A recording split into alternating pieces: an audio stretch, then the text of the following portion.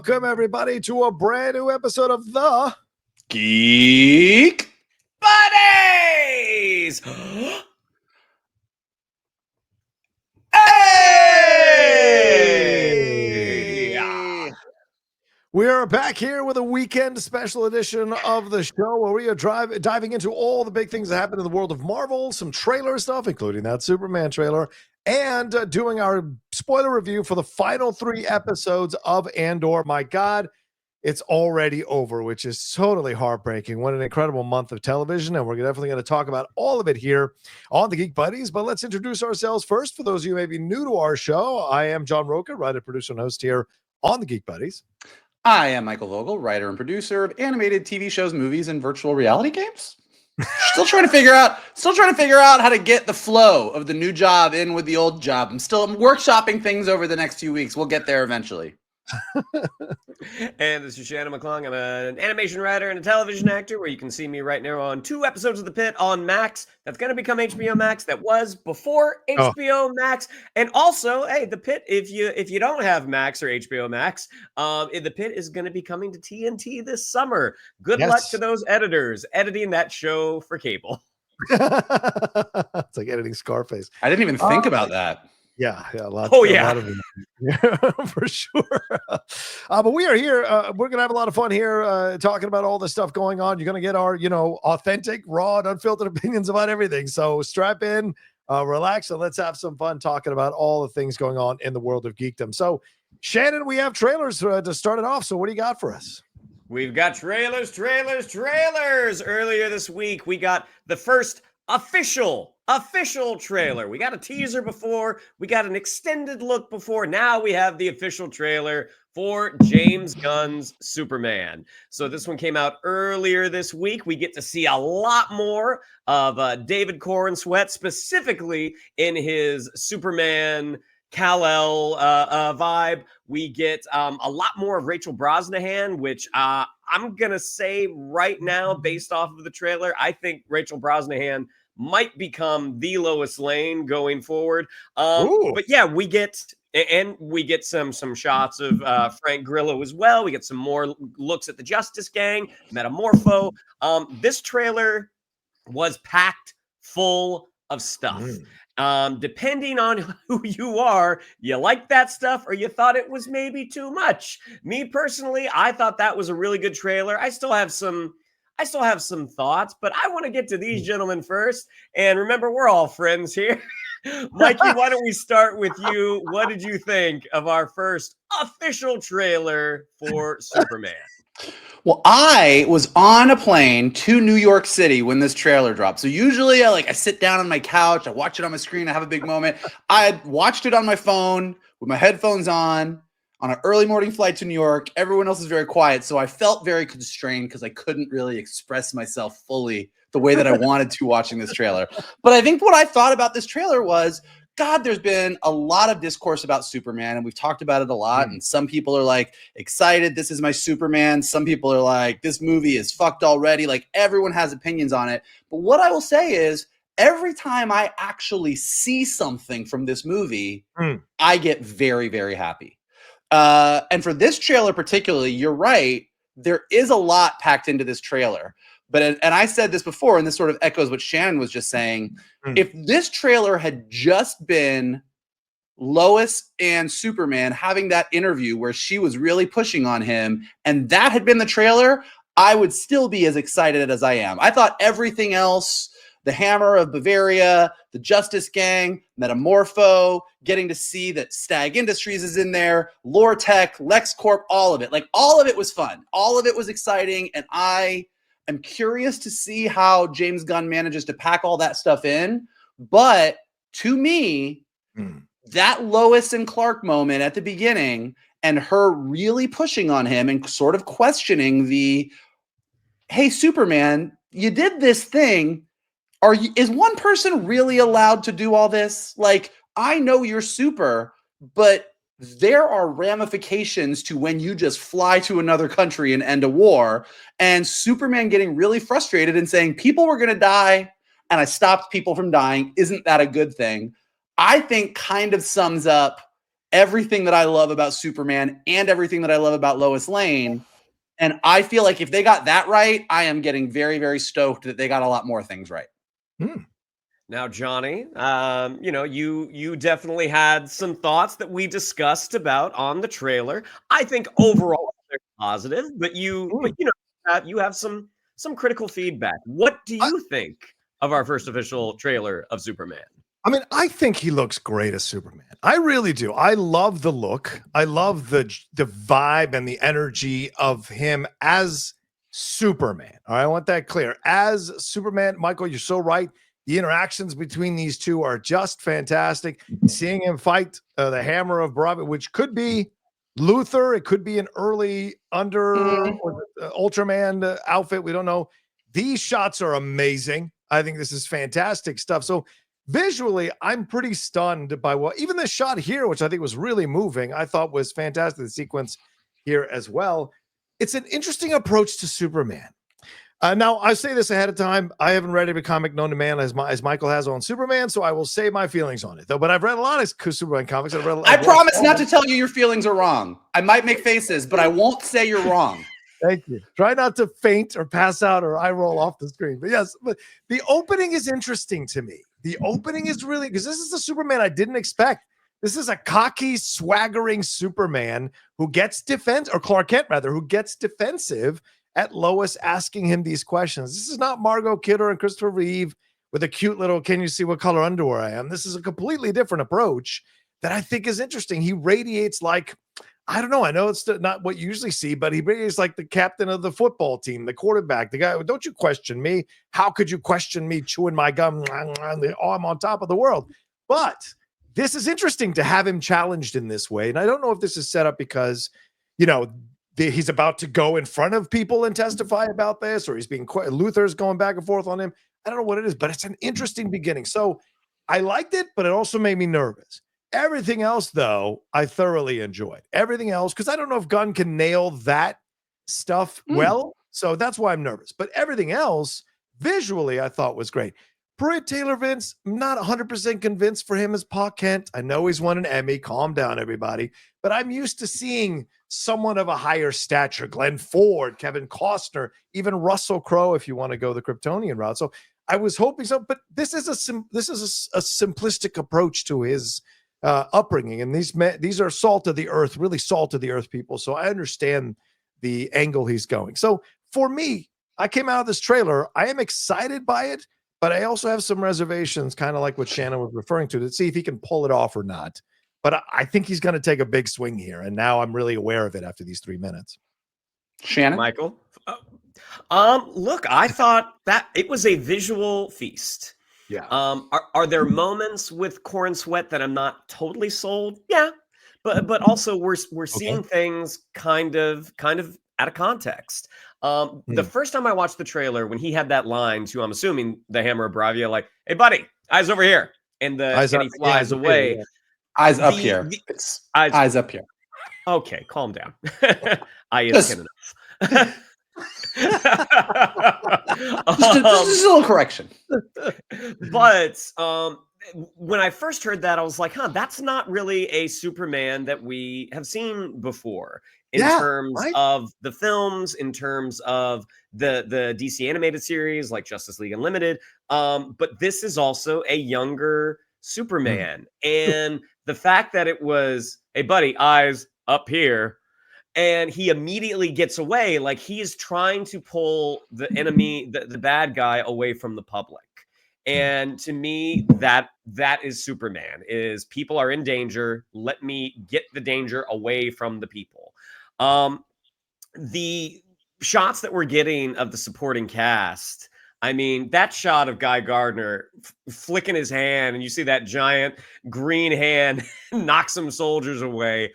That made me so happy. This shot of Eddie Gathiegi's Mr. Terrific in this kind of Barca lounger, hovering Barca lounger. I'm like, that looks weird, and I think it also fits perfectly. I'm really curious to see how he's going to pull it off. I mean, the thing that shockingly doesn't bother me at all, and I get more into it the more I see it, is Krypto. I mean, when the engineer comes in and she, gets her buzzsaws going and Krypto knocks her over, I was like, I really like this dog. Yeah. I know there are folks that are not jazzed about a dog with a cape, but I'm pretty into it. Again, we are seeing everything out of context, and I think they heard the critiques from the first trailer that some people were not as jazzed about it, and I think again they're taking a big swing. What I'm seeing, I like. Gentlemen, do we have any follow-ups? Yeah, the discourse has been very respectful. Well, I will say, as is typically the case, John and I sometimes see things a little bit differently. Yeah. And I didn't see what was happening at the beginning of this trailer as Superman being the cocky football player with swagger. Wow. I just think I think this was very much, you saw two people who were in a relationship, and she's like, yeah, I'll interview. And he's like, you're going to interview Superman? She's like, yeah, I'll interview Superman. And then they do it. And I think he was I will say there's a confidence to him, but I think he was very confident in, I did the right thing. Like, I went and helped people. Right. He's like, to the point of he was raised in Kansas by these salt of the earth people. People were in danger. He went in and stopped it. And he went, that's my job. So like, yeah, woman who's dating me, like, who's a really good reporter. Come on, Cronkite, lay into me. And I think he was unprepared for Lois Lane to be like, to poke holes in everything he did. And that is where the frustration comes from. I don't think because he's like, you can't question me, I'm the quarterback. I think he's like, I did the right thing. And I think what is interesting to me about that scene, and it is, James Gunn didn't bring this to Superman. As John said, I've read a lot, and this is something that does get dealt with from time to time in the comics. But Superman's Boy Scout right and wrong is wonderful, and it's one of the key things that's great about him. But also in a complicated world, that sometimes gets messy. And I think Lois Lane just being like, when she's like, you've taken a lot of heat. And he's like, it wasn't a lot of heat. She's like, it was a lot of heat. Like, that sums it all. He's like, I did the right thing. And she's like, no, but did you think about this? And did you think about this? And did you think about this? And like, that dynamic between them is really exciting to me. I think from the moment that Rachel Brosnahan was cast, I was like, this is it, guys. She did it. And I do agree with Shannon. She does have a chance to run away with the Lois Lane trophy in this movie. I don't disagree with either of you guys. I think that's true. She comes out of this trailer, and every footage we've seen just sparkling. I can't wait to see what she does. We haven't even mentioned Luthor, though. I mean, I thought the little bit we got with him, I thought Nicholas Hoult was fantastic in the trailer as well. I think him and Rachel Brosnahan are the people I'm not worried about. I think Corn Sweat a little bit, but we'll see. And I will push back a little bit on Michael. I mean, he stands up. It's a defensive position. Oh, he gets frustrated for sure. So he gets frustrated. But a guy who went to high school and studied history, a guy who is a reporter, you're going to tell me he doesn't understand geopolitical issues when he's going in to save somebody? That seems a little of a suspension of disbelief. But like I said, we'll see how they play it in the movie, because I'm seeing out of context. So of course. I mean, I do think though, it's less he doesn't understand geopolitical ramifications. This is sort of what people, this is where, and like, again, this movie might come out and I'll be like, James Gunn took a swing, he didn't do it. So I am not this guy who's like, James Gunn is great. Like, I got to see the movie to see the movie. But this whole debate between the Donner fans and the Snyder fans, and Donner fans want Superman to be pure and perfect and be the perfect Boy Scout because Christopher Reeve represented that. And Snyder wanted to get into the God who was complicated and there was a darkness. And like, again, I agree with John that there's some things in this trailer that I'm like, if James Gunn pulls this off, this is a different Gunn than we've seen in other movies.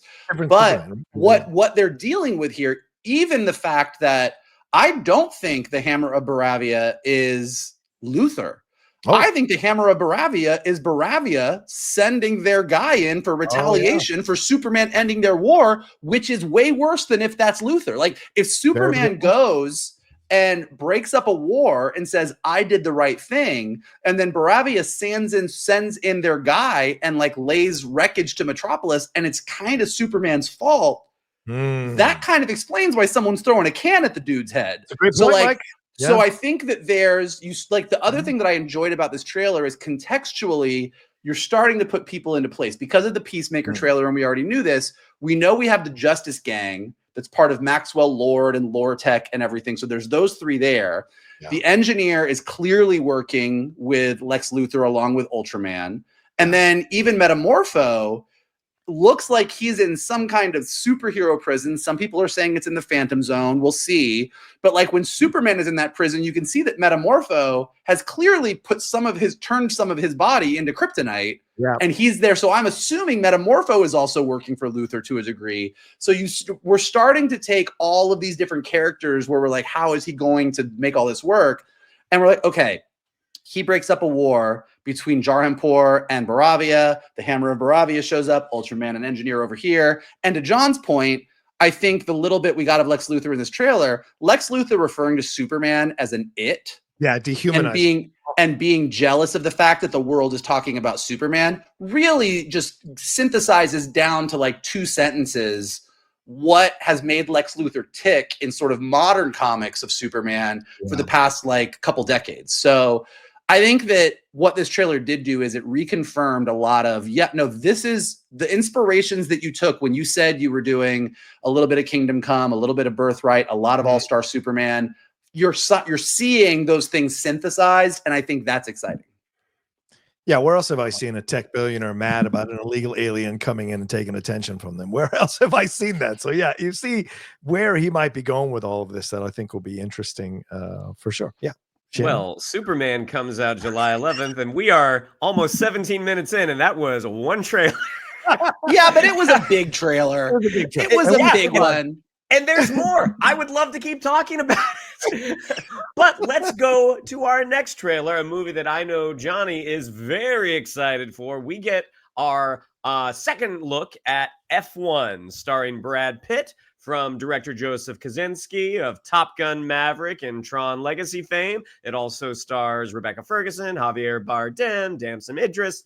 There is a thing that a movie star has that you can put them into kind of any story and you are interested in that story. Is the story good? We'll find out. But putting Brad Pitt in the world of Formula One as this sort of driver that never was, this is a super intriguing premise, basically just because it is Brad Pitt. And then you surround him with this really incredible cast. You have some dynamic cinematography of these race cars, going back and forth, this sort of push and pull between Brad Pitt and Damson Idris, this, the next generation and the old guard.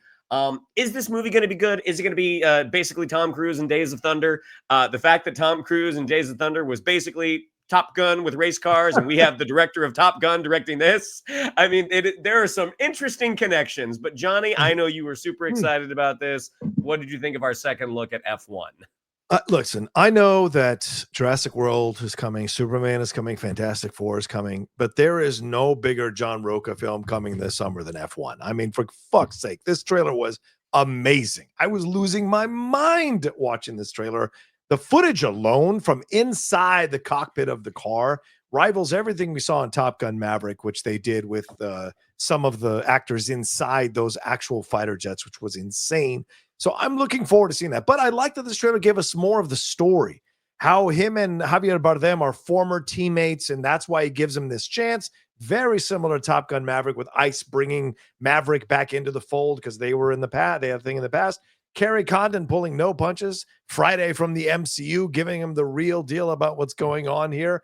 I thought that was great as well. And Damson Idris, someone said this in a reaction to the trailer, like, if Marvel isn't calling him to be Black Panther, they're out of their fucking minds. And I agree. He comes off so great in this. And it is cliche. The young used to be hotshot teaching the old used to be hotshot teaching the young hotshot the rules, and the young hotshot not wanting to listen. Tom Cruise going full circle, except it's not him, it's Brad Pitt. I like this approach because it has some different twists and some different approaches to it that work for me. But overall, man, what a trailer. What an excellent. I've watched it like 10 times. It's so exciting. So I love this trailer. So why I thought I was thinking Kerry Condon and Rebecca Ferguson came out of my mouth, I'm not sure. But Mikey, do you ever confuse Kerry Condon and Rebecca Ferguson? Does your mouth not always cooperate with your brain? What do you think of our second look at F1? I was when you said Rebecca Ferguson, I was literally like, huh, she's in the movie? I don't remember seeing her in the trailer. And I totally believed you, though. I believed you. I was like, huh. He didn't mention Carrie Condon, but like I guess Rebecca Ferguson is a big role that I didn't know. So I'm trying to get ahead of the comments that are about to excoriate me. You sold it. You sold it to me. Yeah, so you're I understand why you're in 2 episodes of The Pit now, because I believed you. This trailer was fine. Oh, I'm just kidding. I just wanted to say that to get John's reaction. Wow. I am still more excited for Jurassic Park, Fantastic Four, and Superman, but I know when the first trailer came out and we kind of reviewed it, I was like, there's a bunch of racing and it's Brad Pitt. Like, okay, we'll see. This trailer, because it did give you more of the story, and because some of the footage really does look spectacular, this is a trailer that says you got to go see this on the big screen. Yeah, good point. This is a trailer, like you watch this trailer and you're like, yeah, for sure it's cliche. Cliche doesn't mean bad. Right. Like there are certain stories that we as an audience love to go see. And the old racer who is sort of a risk taker, who sees himself in a certain way and never really got where he wanted to be, and the young up and coming racer who doesn't like the older racer, and these two have to work together. The reason we always see a version of this story is because this story, when you tell it well, always works. And so I am not mad at all about a cliched story if a cliched story gets me excited. And I think a cliched story combined with, as John said, some truly spectacular footage in the trailer. And if that's any indication of what we're going to get, and if Top Gun Maverick and the way that was shot is any indication of what we're going to get, like this movie will be an experience. It may be good, it may be great, it may be mediocre story-wise, but it'll be something that will be a hell of a thing to watch.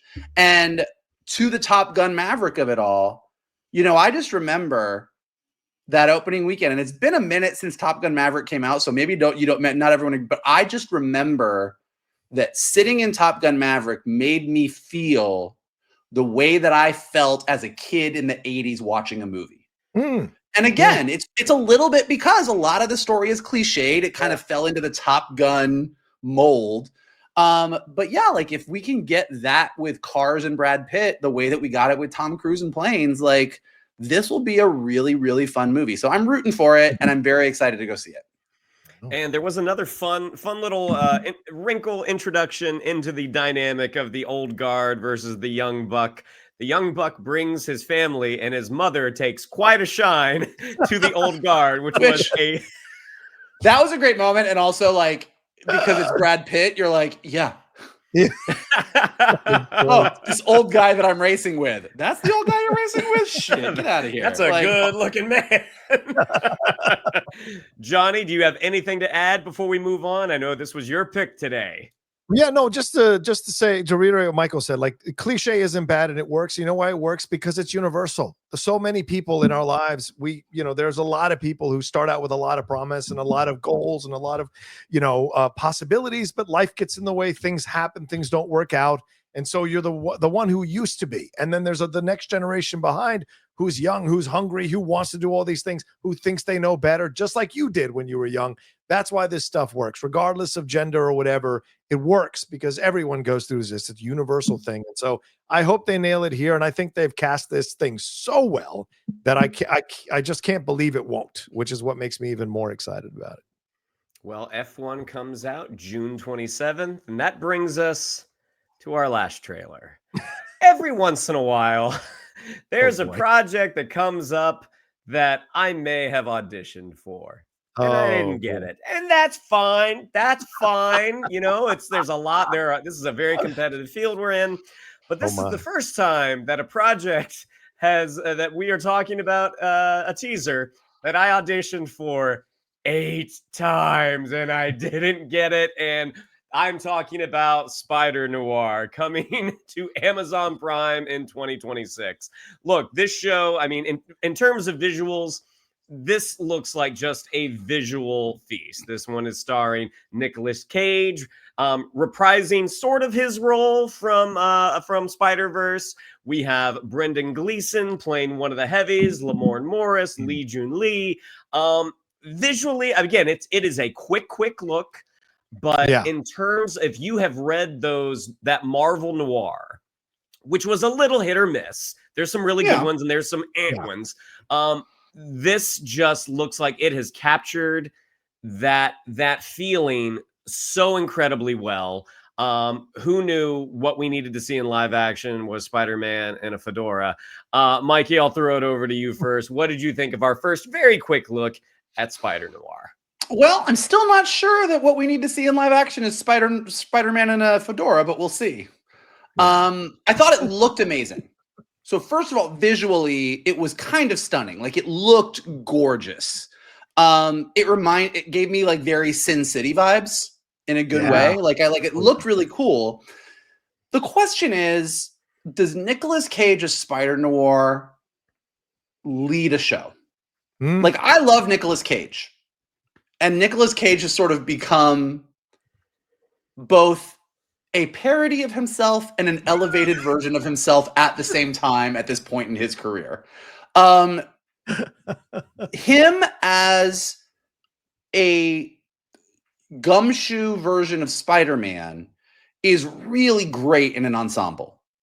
It's great as part of a bigger Spider-Verse where you have a Peter Parker and you have a Miles Morales and you have Spider-Gwen.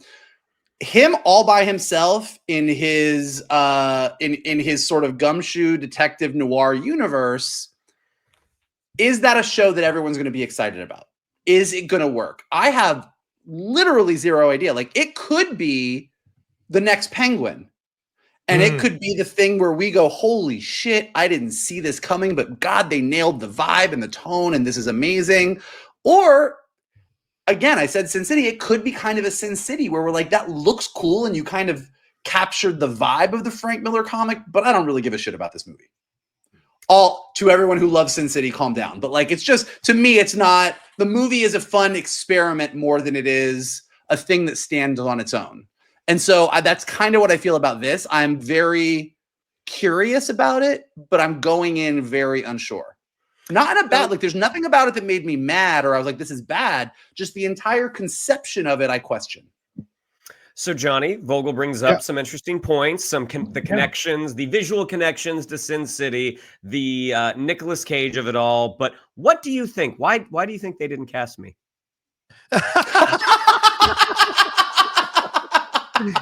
I don't want to be the one to tell you this publicly, but you just don't look good in black and white. You need color, son. You need color. No, for me, too pasty. As someone who defends the first Sin City movie and loves it and thought it was an amazing adaptation of the book, and I did not like the second one. It's so terrible.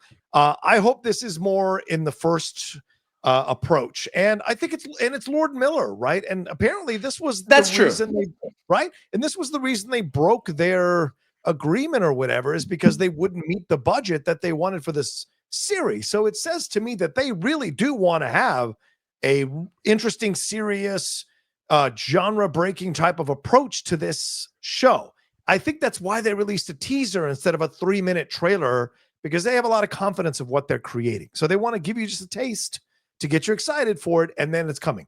But Michael, you make an excellent point. Do you want to see the box office returns for The Surfer? Nicolas Cage doesn't put people in butts in seats anymore, and this is kind of a niche project, and you're putting it on MGM Plus, which makes it even more niche. So you go, okay, yes, it's on Prime Video the next day, which they announced, so that's fine, but it's going to have to find its audience. And so when it does, though, I think it could be one of these ones that's a slow burn and people like. So I like this trailer. I thought it was a good teaser.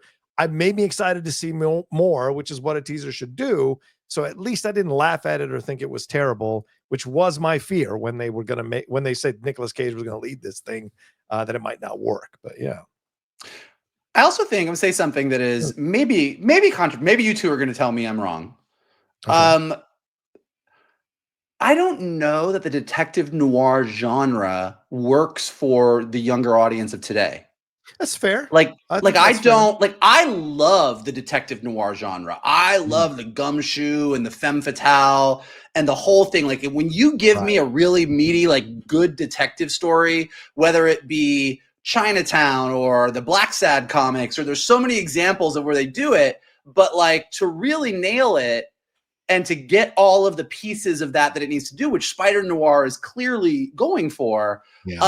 again, as sort of a one-off joke in a bigger movie, it really plays. But like really leaning into that as a genre and building a world around it, I just like it falls into that category of like, who is the audience for? And that's not me saying that there shouldn't be detective noir and we shouldn't do those things.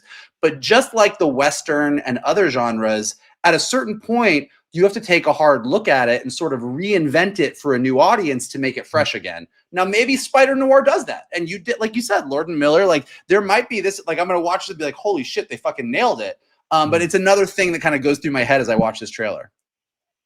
It's a fair point. Well, we do have a little bit of time. We don't have a for sure date, but they did say 2026. My guess is it's going to be in the first quarter. That would be my personal guess. But in either case, I'm not in it. So if you want to watch it, great. If not, it's fine. Well, and I'm going to talk about this every time there's a trailer. For Shannon's sake, I hope I hate it, just so we can all sort of be like, they should have cast Shannon. But if it's amazing and I'm like, holy fuck, I love this, it's going to be like, I love this, except that they should have cast Shannon. Like, it'll have to be the caveat every time. I'm going to be sending Shannon. I'm going to be sending those Pablo Escobar memes from Narcs. Oh boy, we'll see. We'll see. All right, let's get into some Marvel news, guys. Next up, and Shannon, I'm going to put you back on duty again. We got ourselves another one trailer. You want to lead this thing with the trailer? We should lead with the Ironheart trailer, don't you think? Absolutely. So coming from executive producer Ryan Coogler, we're getting our Ironheart series. So this was actually filmed a little while ago, but a lot of the stuff that was made for Disney Plus did get pushed down the road when they were trying to reduce their output. They felt that maybe the audience was a little MCU'd out. But we have Dominique Thorne coming back as Riri Williams. We have Anthony Ramos as the Hood. We have Alden Ehrenreich, a nerdy Alden Ehrenreich, which I don't know if that necessarily works based off of this trailer, but we get another potentially fun Disney Plus show. So this is Riri has come back from Wakanda. She is trying to build something iconic, and Anthony Ramos's Hood character is willing to help her, is willing to bankroll her with some dirty money. So I thought this was a fun trailer.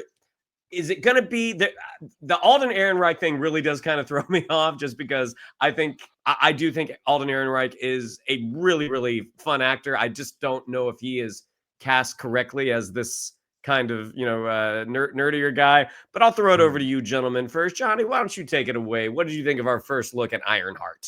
Yeah, I mean, they dropped this at 6 a.m. in the morning, 3 hours before the Superman trailer. So I jumped out of bed and did the reaction for this one, which is up there. And I got to say, this wasn't the train wreck I thought I was going to see. And I liked Dominique. I think she has a nice energy here as Riri. And I look forward to seeing what she can do with the role.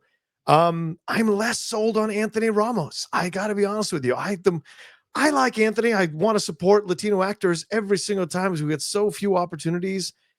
But I don't know who his agent is, man, because some of these things he's picking to do, I just don't see that he's shining him. Even in Twisters, I thought it was such a thankless role, even though that film made a lot of money. And the Hood looks all weird and it just doesn't look as strong as it should. But that being said, I hope this is good enough. That's really where I'm at on it. And I liked what I saw in the trailer, but it's not great. It's not exciting.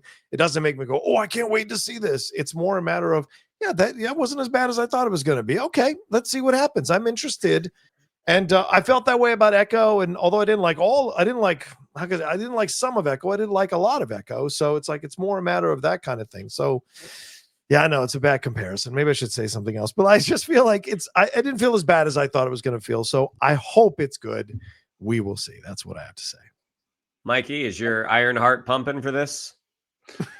I mean, I wouldn't utter the words Echo like Johnny did, but I do think Johnny's point is well taken, given some of the things I've heard about this production, and given the fact that I have heard a lot of this is bad, like this didn't work, like Marvel, and the fact that they did release it 3 hours before the Superman trailer, from a marketing standpoint, I'm like, either this is really bad and you know it and you're like, fuck it, but like you could have released the trailer a day before or after. Like Superman took up all the air. It was just a weird, even if you know you have I think they knew they had a stinky property with Echo.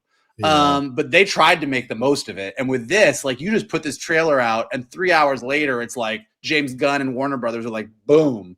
But all that being said, I kind of feel the same way John did. Like, I thought she was great as Riri Williams in Wakanda Forever. I thought that she was jammed in there.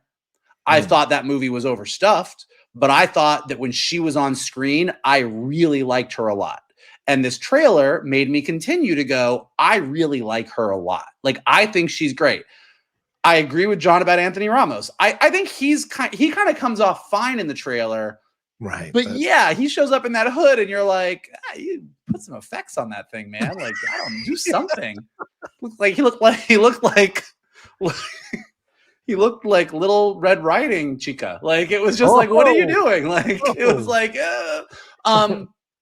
all that being said, I do think we're a little bit spoiled because we're getting a TV show with Iron Man level effects and we don't even blink an eye. Like like this is Iron Man on TV. Like that is cool. Yeah. Like you look at the effects of that suit and to a degree, like I think where we're all coming out of it is, yeah, okay, like that's fine, but I've seen it for like a decade. I've seen Iron Man movies. Like I've seen this 1,000 times, but the fact that we get this in a TV show is pretty wild, just given where we're at and everything. I also think this is kind of part of the new era of Marvel TV philosophy. Like Vision Quest is coming out, and Vision Quest is the last show that's sort of a direct tie-in to the movies of like the movies and the TV and everything is connected. I think where they're kind of coming out now with Wonder Man and everything and Daredevil is like the TV shows kind of are tied to the MCU, but are going to be these shows that can have a season 1 and a season 2 and a season 3 and can continue on and not be like here's an event to tie back in because they're trying to reduce the homework that people need to do for movies. So like if Riri becomes the Iron Man kind of equivalent in the world of TV and this world with her is really cool and we can continue on with her, this might be great. But yes, given what I've heard, I'm kind of nervous. It was kind of a whole weird vibe because I was like, given what I've heard, I'm nervous. Trailer came out. I'm like, well, that looks better than I thought it was going to be, but I'm not blown away. So I'm kind of sitting in this very, we'll see. I'm more excited about it than I was for Echo.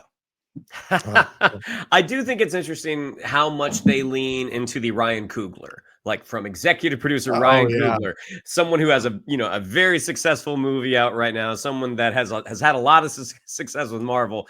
The show is not kind of standing on its own 2 feet right now. It's very much Coogler. But we'll see. I mean, this is the project that's going to take place in between Thunderbolts and Fantastic Four. And I think if they had done an Echo and like all 6 episodes dropped at the same time, I think we would all kind of have the similar expectations. But because they're not doing that, it's kind of like, okay, let's see what you got. Do we have anything more on Ironheart? How many episodes is it? Because I mean, they're dropping 3 episodes. That's the premiere is 3 episodes. So it's 3 episodes. Episode order. It's probably 6. Hold on 1 second. It's probably 6. So it's like 3 and then 3 weeks. Because it's usually 6 or 9, except for Yeah. So they're dropping half the season on the first. I mean, that's not that much above Echo. So I mean, we'll see. It's 3. It's 3 episodes above Echo. Maybe they'll be like Andor. We're dropping 3 here and 3 here. Maybe there you like it. All right, we got some other Marvel news that dropped through, and thank you for that, Shannon. We appreciate it madly. This one is a big one, caused a little stir amongst our group thread here today. Jessica Jones, Krysten Ritter is back as Jessica Jones in Daredevil Born Again. This has been officially announced in season 2 here. So a lot of people are excited about this because I know that a lot of people liked Krysten Ritter and Jessica Jones, and that was made very clear to me this week. And also a lot of people are excited about the possibility that we might be getting Luke Cage, less so Iron Fist, but maybe a version of the Defenders here to be in the MCU. So this had been rumored for a while that this was going to happen. Well, Now it's official, ladies and gentlemen. Krysten Ritter is back as Jessica Jones in Daredevil Born Again in the MCU. So are you guys excited about this? As if I know when you are. What are your thoughts here? Mikey, My thought is it was really funny to see John Rocha step into a gay hornet's nest when he said he wasn't that impressed with Krysten Ritter showing up in Daredevil season 2 and got told by 2 homosexuals that he was very wrong. Just so we're clear, all I said was meh. That's all I said. And it apparently caused a problem. Well, and look, I think that, and we said this in the text message, and John doesn't fully agree, but I think that aside from Daredevil, I think that first season of Jessica Jones is one of the best things that came out of that Netflix Marvel era. And I think Krysten Ritter was a great Jessica Jones. And I'm someone who read the Alias comic books by Bendis as they were coming out, issue 1. Like, I think Jessica Jones was a great character in the comics. Yeah. And I think that although Krysten Ritter is a little bit different than the Jessica Jones in the comics, I think that she did a great job. I think that's a really interesting character. I think they really nailed the first season. The second season, less so. Yeah. But as we are building out, kind of as I said, this whole concept of the Marvel, the MCU TV verse, with characters and stories that can continue on over multiple seasons, I love that they are bringing her back into Daredevil. I think that her and Luke Cage, when you look at how Marvel looks at their characters, are kind of a package deal. So if she's coming in, Luke Cage is coming in. As far Iron Fist, I have a feeling that for several reasons, some cultural and some performance, I think we are going to let go of the white guy who was a bad Iron Fist and kind of come up with a new take on Iron Fist that is maybe not white. It would be my guess. We'll see if I'm right or wrong. But in general, I think it leads to the fact of what it looked like at the end of season 1 of Born Again, that we're going to get sort of some more superheroes in that universe, and we're going to get a version of the Defenders, and that makes me excited. The less said about the last version of the Defenders, the better. And I think that kind of seeing a better version of that. So I, like, all things being equal, I'm very excited about this. And I've already yelled at John in text, so I don't feel the need to do it again here. So, Johnny, what did you think? I mean, listen, I as Michael said, I'm not the biggest fan of Krysten Ritter overall. Like, I just don't, the energy, the performances, they don't work for me. But guess what? That's okay. It's okay if you like her. It's okay if you enjoy her. It's okay if you're into her. I just am not. And that happens. All of us have actors that we just don't feel that connection with that other people do. And I just don't with Kristen. There's no judgment on Kristen. I wish her the best of luck and make all the money you want. Just for me, it doesn't work. So I never bought her as Jessica Jones, even in the show. And the show at times got repetitive and a little annoying with the purple. Oh, here comes the purple man again. He's going to do this again. He's going to do this again. And so for me, the first season was a little bit exhausting. They should have cut it by 3 episodes. Just my own personal opinion again. But the second season, Michael's absolutely right. That was like, oh my God, I had a noose on. I was stepping on chairs. It was a little rough to see that season. But I'm excited about the Defenders possibility because I love Luke Cage. So if bringing her in gives me Mike Coulter back, I am 100% on board. I don't care. And I agree with you, Michael. They're totally going to move away from the Iron Fist from before. No matter how much he begs on social media for a second shot, they're not going to give it to him. And this idea of them with the Daredevil, Punisher, all of this coming together, I think there's excitement in the ground here right before we get to Secret Wars too. So this ground-based New York crew coming together under the MCU approach, I think is exciting overall. So although I may not be the biggest fan of Krysten Ritter, I know there's a lot of people like Michael and others who are excited by this news. So, you know, that's a positive in the end. Whew, that was really political. Yeah. All right, Shannon, what are your thoughts? I mean, I think Krysten Ritter is good when she is used in the correct way. I think there are probably, I think there are some holes, some gaps in her game.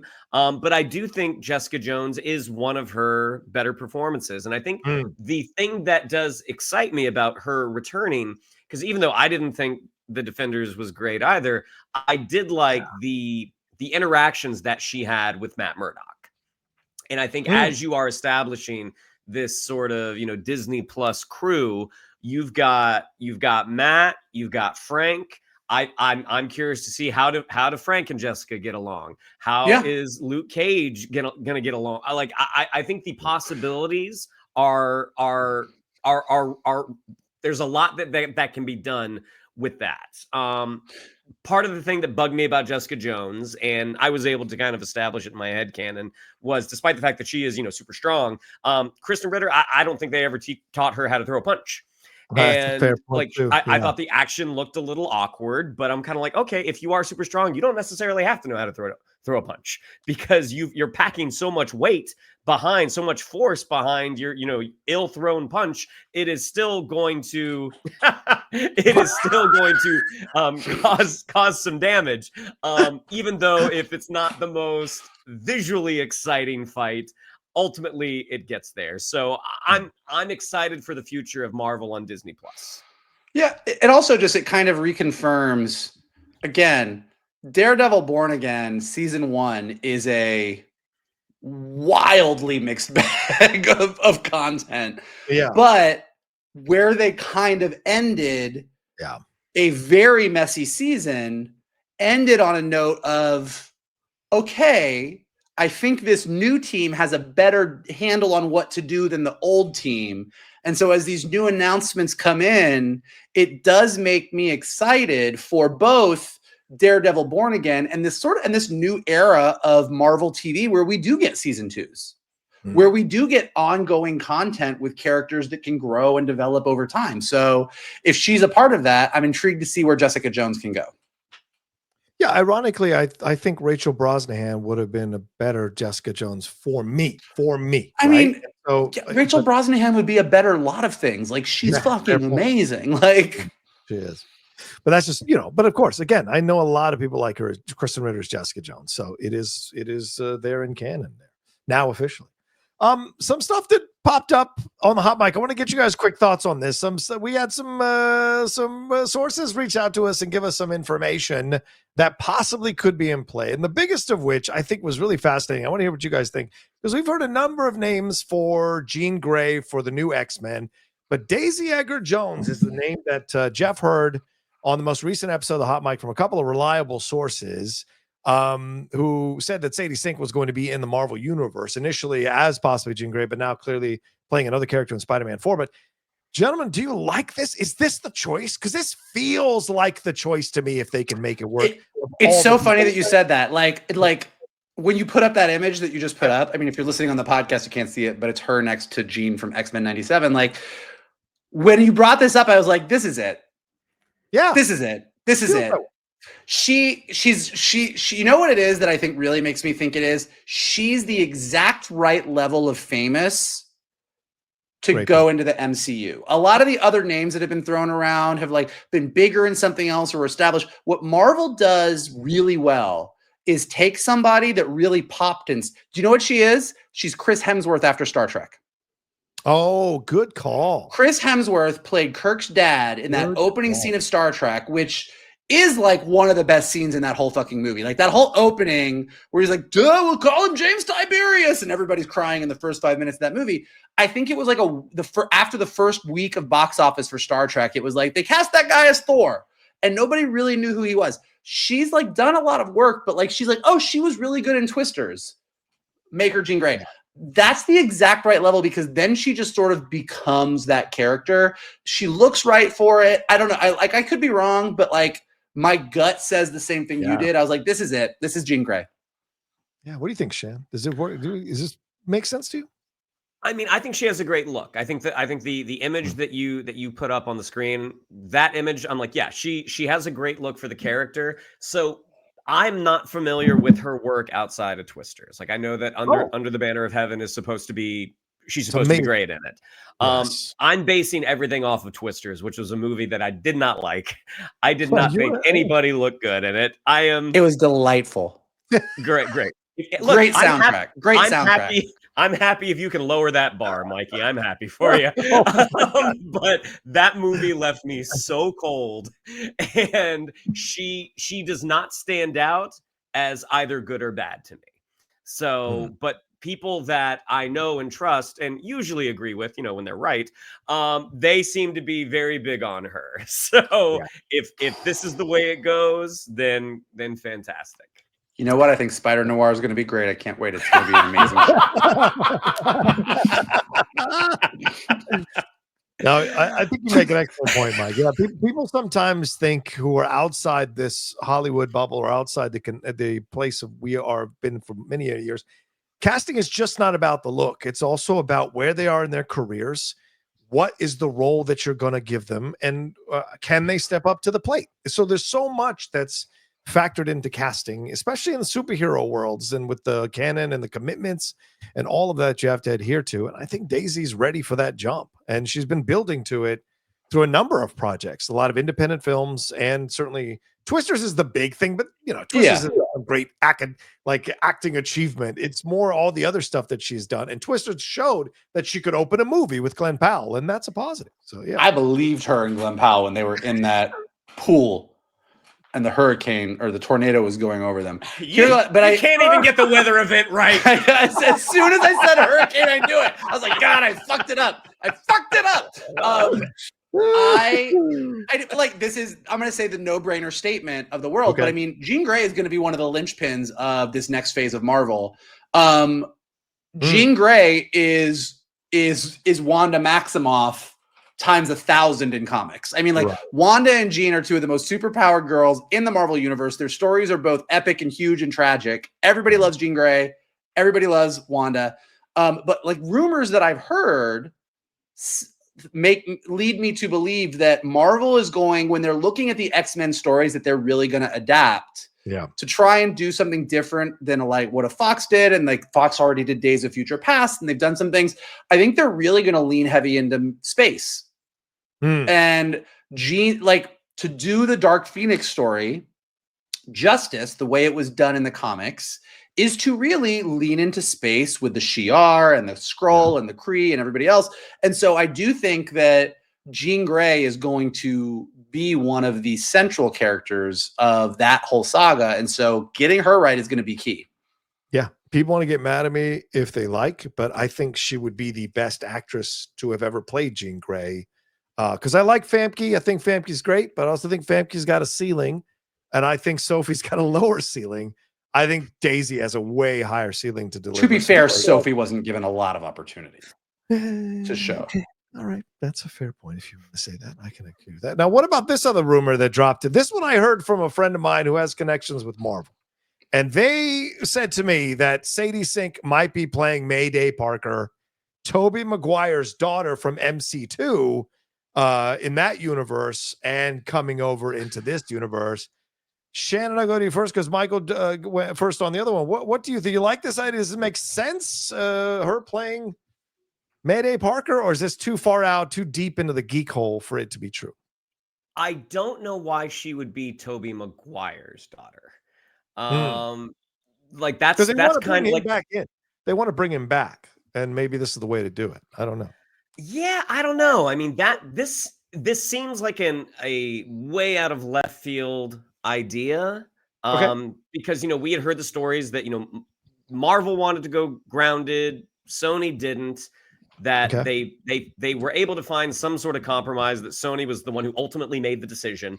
I think her Sadie Sink being the progeny of Peter Parker and Mary Jane. Again, look-wise, that makes total sense. Totally. That totally lines up. But also, I mean, depending on whether she wants to or not, I would like to see her go on in the Marvel Cinematic Universe. And Mayday feels like a one-off character, in my opinion. And who knows what's going to happen at the end of Secret Wars, but that's kind of the only thing that I'm like, this is a very far out idea. Could it work? Absolutely. I mean, if you had said when Civil War came out that, hey, we're going to get a Spider-Man with all three Spider-Men, that was just beyond our comprehension at the time. So could it work? Absolutely. But it just feels a little too far. It feels a little too far out for me. Gotcha. Michael, what are your thoughts on this? Do we see a Tom Holland and Sadie Sink romance, the daughter of another Peter Parker with a Peter Parker? What are your thoughts on that? That gets really too close to creepy. Like, I don't, hey, Peter Parker, my dad's Peter Parker, but you're a different Peter Parker. Let's fuck. I don't know. Like, I don't love it. Don't love it. It's what Shannon said. You say Mayday Parker, and I look at Sadie Sink, and you're like, yeah. but how that even makes sense? Yeah. Like, it's years later in Tobey Maguire's universe, and she shows up, but Tom Holland meets her, and they work together to do like. Yeah. It starts to stretch the bonds of credulity for the multiverse in a world where all of us are kind of tired of the multiverse. So like, I get that Sony's like, whoa, that multiverse worked. We should do more of it. But how you make that work feels like a big stretch. The other piece of this, and I don't know if you covered this or not, but like there's the rumors that Sarah Snook from Succession might be playing the villain in Spider-Man Brand New Day. With and Mr. Yeah, go ahead. Yeah. And when she's in the movie looking like she looks, and Sadie Sink is in this movie looking the way she looks, I'm like, well, so what's that about? Like, doesn't that like, and I mean, look, if they do some shit where Sarah Snook is an evil Mary Jane from another universe and Sadie Sink is her, like, I'm gonna be like, guys, I'm out. I don't want it. I'm out. So I don't know. Here's what I hear when I look at her, I think what you're saying might be true, and I think I really don't want it to be true. Oh, fair point. Fair point. That's how I feel about it. I just panned on in my mind. I just had a visual of like a big shot of the movie theater, and Michael's sitting in the center, and then this comes up, and then poof, you just see the smoke. Just it's mind blown at what they try to do. Sadie Sink's like Sarah Snook is the villain, and then she's like, we don't know who she is, and then she steps forward, and Tom Holland's like, who are you? And she's like, I am Mary Jane Watson, and I'm like, fuck it, and I throw my popcorn up in the air and walk out of the theater. All right, I need one word on this. Yes or no? Yes or no? Yes or no? Yes or no? Yes or no? What's the yes? Or Well, no? tell everybody who's listening to it what you just yes or no does for 3 seconds. Denzel Washington as Magneto. The rumors are starting to get louder and louder. Even the rumors of Coleman Domingo as the counter Professor X. Yes or no? Okay, there you go. No, that's really an unfair. This is an unfair premise. Ryan, yes or no? Well, hold on. Ryan Coogler has made no bones about the fact that he wants to put Denzel Washington in Black Panther 3. And he has said he's writing the script, and if Denzel wants the role, then it's his. Okay. Now, Black Panther 3 is for sure coming out after Secret Wars. Yes. So, in the same way that Namor was introduced in Wakanda Forever, could Magneto be introduced in Black Panther 3? Sure. Here's what I will say about it, and I am saying this as a white guy. So, we've talked about this before. Mm-hmm. Eric Lenscher is canonically a survivor of the Holocaust. It's one of the key things that drives his character and personality. And as has been made canon in every geek conversation throughout history, you've got the Martin Luther King Jr. versus Malcolm X. You've got the Professor X. You've got the Magneto. Casting 2 black men as Professor X and Magneto and saying they grew up during the civil rights movement and doing all the things that you do and making that the new version of it, there is logic to it, and there are minefields galore, depending on who you have write it and who you have directed. And so there's a part of me that goes, fuck it, swing for the fences. There's a part of me that goes, is Marvel really ready to tackle this? Because you are having a black man go, I came up in the 60s and now I'm going to fucking deal with humanity the way I want to. Like, I just don't know that Marvel and Disney are ready for that. I would agree with you. I think I would agree with you, especially when they're clearly trying to like walk through the DEI minefield like crazy right now. It would be interesting to make the decision. Shannon, what are your thoughts on the unfair premise I've laid out here? Okay, so my answer would have been yes with an asterisk. Okay. Because I mean, I think Vogel laid it out pretty eloquently that as a casting idea, putting Denzel Washington in this role and sort of retconning Lyncher's backstory, I think Denzel Washington could absolutely be the master of magnetism. Like, I think he would look incredible in that outfit. There are other things as to what you already spoke about, Disney's ability to handle that story. Because as you guys already said, there are a lot of challenges. Challenges don't mean it's impossible, but it certainly would not be an easy feat. On another side, and granted, Denzel Washington does not look his age, but when Patrick Stewart was cast as Charles Xavier, he was 59. Denzel is 70. And yes, I know people are living longer. I know. But at the same time, if you want to hitch your wagon to somebody, I don't know if you do it with a 70-year-old. That's more. Someone should tell HBO Max that about John Lithgow. He's got to do a lot of seasons of TV. I had this thought as well. I'm like, he is way older than Richard Harris was. I think he took better care of himself than Richard Harris did. Yeah. But that's kind of my only thing is he is a bit long in the tooth. Having just watched the 4 seasons, man, I do love that Coleman Domingo and would love to see him in some capacity in the Marvel Cinematic Universe. Is that show worth it or is it terrible? It is. No, it's great. I tore through it in one night. I watched all 8 episodes in one evening. You'll enjoy it. There's going to be some things that you are going to disagree with creatively, but because Lily is a big Tina Fey fan, and I've been hesitating about watching this. So no, you guys should watch it. You guys should watch it. All right. Well, that's our Marvel news for that section. So it's time to jump into Star Wars. Let's do it. Andor season 2 episodes 10 through 12, penned by Tom Bissell, skillfully directed by Alonso Ruiz Palacios, wrapped up season 2 of Andor. We got to see more with Luthen and Clea. And by the way, this is a spoiler review, so turn it off now if you haven't watched these things. We are going to spoil it like crazy. We got to see their storyline. We got to see what happened with Dedra in the end results for all her machinations and her scheming and her moves, where she ended up. We got to get K2SO back now fully into the mix here just before this season ended. And we got to see more here with Wilmon, and we got to see more with Cassian as he finally became Cassian, Mon Mothma, Bail Organa, Orson Krennic, and a beautiful ending moment for this particular series of Andor, and arguably one of the greatest ending moments of any series in Star Wars or film in Star Wars. So, Michael, your overall thoughts on these 3 episodes as we wrapped up season 2 of Andor and closed the book on the Andor series overall? While I do think 7, 8, and 9 are the peak of Andor, these 3 episodes did an amazing job of wrapping up everyone's story while also being a epilogue. It was a great epilogue for the series and prologue for Rogue One at the same time, which is a really interesting hat trick.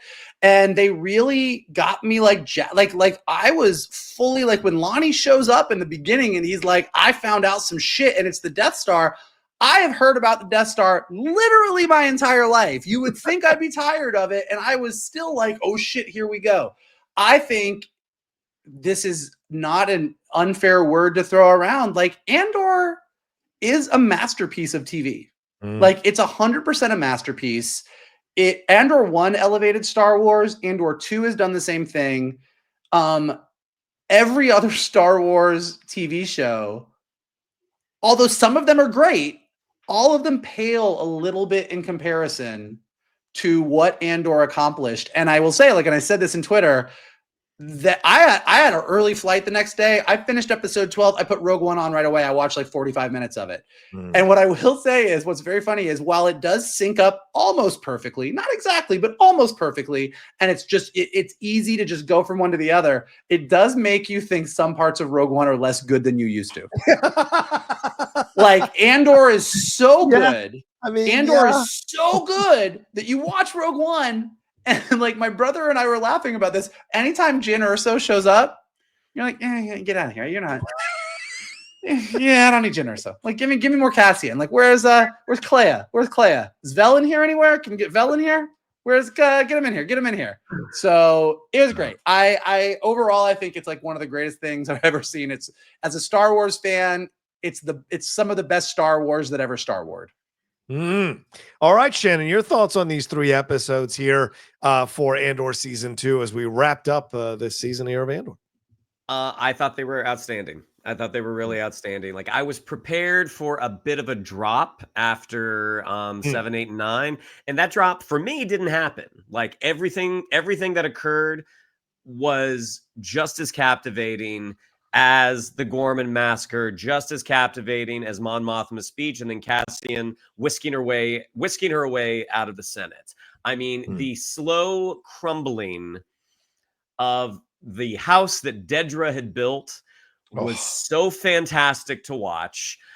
Seeing Partagaz basically knowing that so much has gone wrong on my watch, the only option I have is a blaster in the mouth. And then giving, like, I did not think that when episode 10 first started, I did not think diving into the backstory of Luthen and Clay, I'm like, this seems this is a risk because we're coming off of something so good, and it ended up being fantastic. The way that they intercut their past with Clea sneaking into that hospital was so fantastic. That actress who plays Clea is wonderful, and I hope we get to see her more and more and more. And then finally getting the Cassian and K2 pairing that we have wanted since Rogue One finished. I mean, and not just on the actions. Like the action was great. Watching them play cards with Mel. That card scene's one of the best scenes in the series. Like not the most thrilling, like you said, but that interplay between the 3 of them was so good. Just as a writer, you're just like, this is fucking perfection. And even though, like, what we're led to believe is that K2 has not really been in action up to this point, or heavy action, and the whole idea that a year has taken place since they got him, I'm like, God, I want like a graphic novel. I want to see the adventures that Cassian and K2 went on, just because their pairing is so delicious to watch. And Alan Tudyk again is just is outstanding. So I was so happy with these episodes, and even though I have not gone back to watch Rogue One yet, now I'm a little scared too. No, it just, you know, it is just like Rogue One is still a great movie. And there are parts of it, like when it really syncs up, you're like, here we go. But then there's other things that you're just like, yeah, I mean, I'm less interested in this part now, just because what Andor did in fleshing out this part of the universe was so good and so specific and so real that Rogue One kind of, as much as it always felt like the most grounded and real of the Star Wars movies, it still feels a little bit more like, oh, it's a movie. Whereas like this, just, you got really into the Empire and the rebellion and everything in ways that honestly, I never thought anybody would do. And they did. And Tony Gilroy did. Yeah, 100%. You guys know I've been talking about the season ever since I watched it all in one day with you guys, and watching it again to prepare for our reviews has been an utter joy. And you know, when you watch something great, it's just like great movies, classic movies. Like you just can't watch them enough. And every time you watch them, you find something new and exciting and cool and great and brilliant by the people who made the show or made the movie. And this qualifies. Michael, I think, you know, I saw people put up, what's your best TV show of the year? And it didn't mention Andor. And I'm like, are you out of your fucking mind? Like, this is a movie that belongs in the conversation with The Pit, with White Lotus, with any of these standard films, or shows that people are talking about, Severance. Like, this belongs in the conversation. And I think this is where I think the decision to do this before the Emmy voting happens may pay dividends for them down the road overall. And I also think nothing speaks volumes about the last 3 episodes ending the way it did than people creating memes bashing Luke Skywalker and Han Solo for flying in at the end to do what they did on the Death Star, and have people go, well, yeah, that's right. Yeah, fuck them. Like, that's amazing. That is amazing that a show can do that. for people who've been revered for what into 5-6 decades now, that it can go and make people turn a little bit on Luke and a little bit on Han, which I think was amazing. So, but yes, I thought Michael, you're absolutely right. 7, 8, 9 are the peak of Star Wars, but these were good episodes. These were solid, strong episodes, and we got to see more with these characters. And I agree with you, Shannon.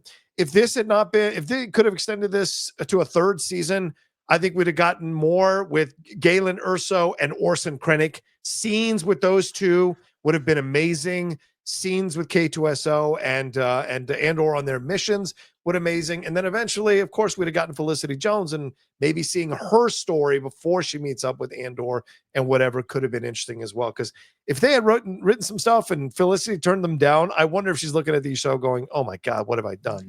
But great final 3 episodes to end the season. So let's get into the specificity of things. As we mentioned here, Michael, I go to you first here, man. What are your thoughts on how they handled Luthen and Clea here? As Shannon mentioned, the backstory we got with them, and then seeing how that worked out. And then Luthen, Lonnie, we hardly knew ye, taking him out there after getting information about the Death Star. And then this heartbreaking scene with Clea having to be the one to take Luthen's life in order to stop him from possibly being tortured and surrendering information, and the Star Path unit being the thing full circle that ends up catching up to him, which led him to Cassian, but also eventually led to his death. So your thoughts on how there's so much to unpack there. I mean, ultimately, starting with the Dedra and Luthen scene where she does show up, and that whole scene between them. Like that scene, it's one of those perfect. There's no action in that scene. There's no punching. There's no shooting. There's no pew pew.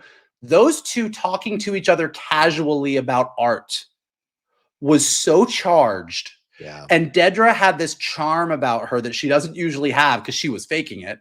And just this whole back and forth between them. And then when she got that Star Path unit and just like put it down, the way his face dropped and all artifice went away and they just got into it. Whenever I really love something, I read a ton of reviews and I read what everybody said about it. And a lot of people have commented on how Luthen and Dedra are kind of the same character. Yes. In a lot of ways. Both of them were wholly focused on their causes. Both of them were willing to sacrifice others to get what they needed. Like they both have a lot of similarities. And so for their stories to sort of converge in this moment, and then Luthen to make this one final sacrifice was really like, it was just the intensity of it was amazing. And all of it was built on the fact that Luthen had just gotten this information from Lonnie that was the most important thing in the world. And again, we've talked about this from the beginning that Luthen's not a good guy. Yeah, no. Like his cause is just, but his motives are not. And you can argue, well, Lonnie was a good guy. He had given him this information over the years. But at the end of the day, I knew Lonnie was dead the moment that Luthen said, "I'm going to take you to Yavin." Because you don't tell somebody who's working for the Empire, even if they're your guy, you don't mention the secret base of the rebels. I'm going to take you to Yavin. I was like, well, Lonnie's fucked. He's cooked. He's out. But like after Lonnie made this giant sacrifice to see him die, you're like, that's fucked up, but it's necessary. And Luthen did what was necessary. And in that moment with Dedra at the end, when he was like, the rebellion's not here anymore, and she's like, well, you're going to tell me everything about it. He did what was necessary. And then Clea, we watched her do what was necessary. And to Shannon's point, had we just seen all that without the context of the flashbacks, it still would have been powerful. But at the last minute, getting the full backstory on these two, and to see that Luthen was like an Imperial foot soldier at some point, like doing the Empire's dirty work, and that meeting Clea was the thing that got him out of that. And then watching how their relationship developed leading up to her having that conversation where he was like, I don't want to take you down this road. I worry what I'm going to do to you. But then them blowing up that bridge on Naboo. Like, it was just like seeing this relationship and then seeing what she had to do. Like, it was just so powerful and amazing. And also, Clay is a badass. Like, watching her go through and do what she did, particularly when you get to the second episode and the ISB is like, there was clearly 3 people doing this together. And you're like, nope, it was just one. but just watching her go through so methodically and like go up to these people and be like, oh, I'm looking for this, and then shoot somebody in the head and just keep moving. Like even the way that she used E.T.'s grandma to get her up to the floor that she needed to get to, like everything that she did was so great. And that you did end, you know, like we've all known it. Like Luthen gave that speech to Lonnie in season 1 where he was like, I'm doing all this work for a sunset I'm never going to see. Like he said it to Cassian in the last arc. He's like, we're not making it out of this. So Luthen knew that he wasn't going to make it to the end of this rebellion, but he gave everything. And then the fact that the Death Star was the information that was so important that he made that final sacrifice. Like it was just poetry. There's something amazing about that line you brought up here, Mike, between Dedra and Luthen. You're too late. The rebellion isn't there anymore. It's flown away. It's everywhere. There's a whole galaxy out there waiting to disgust you. Like, it's amazing. And we'll get into the Dedra storyline next, but the reaction from Dedra, so close to achieving what she wanted and having it slip through her fingers by him killing himself with the dagger that he was explaining to her about, and her being like dismissive of, I don't need a history lesson on the dagger. Those are those little things that if she had been smart enough to spot it, she'd have known what he was going to do, but he did it anyway. And it was amazing how that all went out. Yeah, Shannon, I mean, I know you touched on this earlier. What are some more of your thoughts about how the Luthen and Clea storyline went down here, the stuff with Lonnie and what Clea did in that hospital, shooting whoever got in her way, and you know, her emotions, Elizabeth Delau, the actress, as she was pulling the plug on Luthen of all people. Starting with Dedra and Luthen, that scene was just so fantastic, and I love the dialogue that you all mentioned. There was another line that when I watched it the second time, I'm like, oh shit, he's talking about this. When Dedra's asking about forgeries, and he's like, oh, that's something, you know, that's always kind of a thing. He's like, right now there's two pieces of questionable providence. Any guesses? And he's basically saying, look, we're both putting on a face right now. Like, I know what you're doing. I think you know what I'm doing. Let's just get to it. Like, it was just so well done. And watching Dedra's face when things don't go according to plan for Dedra, how she just comes apart. And Denise Goff plays it so well. The scene with Lonnie, I mean, it's heartbreaking. It is absolutely heartbreaking because I think Luthen knew, like, look, man, you have really helped me out over the years, but you are a hanging thread that I cannot risk. So I've gotten what I need from you. I have to make sure that that doesn't get out anywhere else. And the moment that it cuts over, because you see Luthen walking away, and I'm kind of like, he's not letting him go away. And then it cuts back to Lonnie just slumped over there on the bench. I'm like, oh, poor Lonnie. That little loft cat finds him. Poor little loft cat.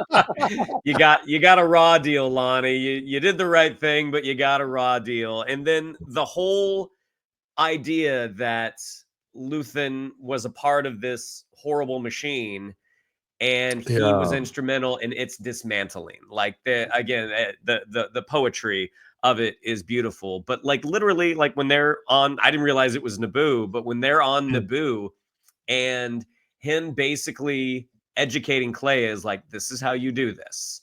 And when she starts to move, like, don't turn your head yet. I mean, it is so, it reminded me a lot of The Professional with Jean Reno and Natalie Portman. So everything together, and then her going into the hospital, seeing that she is a product of her upbringing from Luthen, like the stone cold nature that she has. If someone gets in front of her goal, it reminds me of like the scene from, I think it was 4, 5, and 6, when she and Lonnie are in that gallery and she's trying to remove the listening device. Like Elizabeth Delau is so fantastic, and I hope we get to see her again real soon.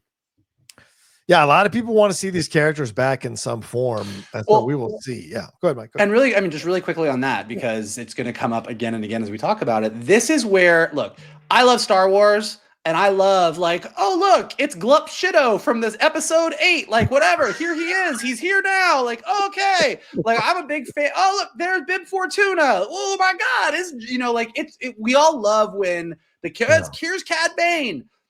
But what Tony Gilroy did is he didn't go, here's the Ghost Crew, here's Zeb, Hera's flying in to save Cassian. We did no cameos. We didn't deal with that. And he added to the universe.